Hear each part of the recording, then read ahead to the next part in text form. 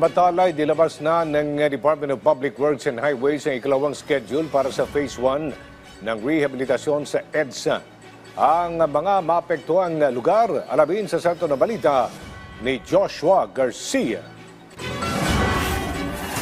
Bagamat marami sa ating mga kababayan ang nasa bakasyon ngayon para sa Pasko at Bagong Taon, nag-abiso ang mga otoridad na planuhin mabuti ang biyahe para sa mga natitirang araw ng 2025 hanggang sa Bagong Taon.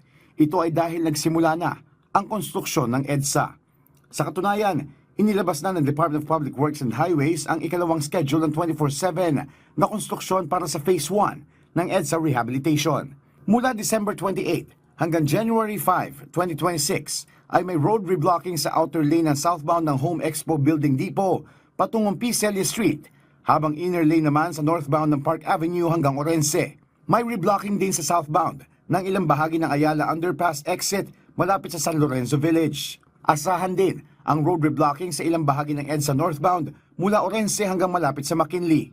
Samantala, magkakaroon naman ng asphalt overlaying mula Tramo Bus Station hanggang E. Rodriguez sa lahat ng lanes maliban lang sa bus lane. Mula naman sa Lunes ay asahan din na magsisimula na ang pag-aaspalto sa northbound ng E. Rodriguez hanggang Kalayaan Avenue. December 30 naman magsisimula ang asphalt overlaying mula Loring hanggang Rojas Boulevard na gagawin kada lane. Bisperas pa ng Bagong Taon ay tuloy pa rin ang konstruksyon. Sa katunayan, sisimulan sa araw na ito ang paglalagay ng aspalto mula Rojas Boulevard patungong FB Harrison.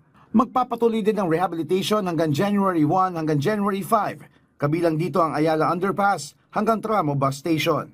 Gayun din ang lahat ng lanes mula Ayala Underpass hanggang sa Urdaneta Subdivision. Asahan din ang asphalt overlaying mula Palm Drive patungong Ayala Underpass na magsisimula sa January 3. Sa harap ng pagpapatupad ng EDSA Rehabilitation, una nang sinabi ng MMDA na walang magiging pagbabago sa number coding scheme.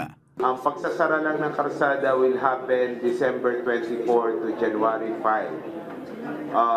Which is sa experience namin, sa datos namin, kakaunti talaga ang sasakyan sa buong Metro Manila. Maybe because siguro 70% ng population ng Metro Manila ay either nasa abroad or nasa probinsya. Sa oras na matapos ang unang bahagi ng rehabilitasyon, agad na isusunod ang Phase 2 para sa nalalabing bahagi ng EDSA.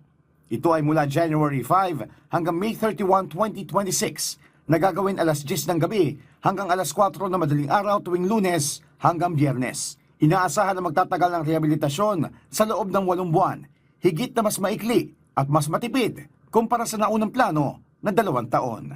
Joshua Garcia para sa Pambansang TV sa Bagong Pilipinas.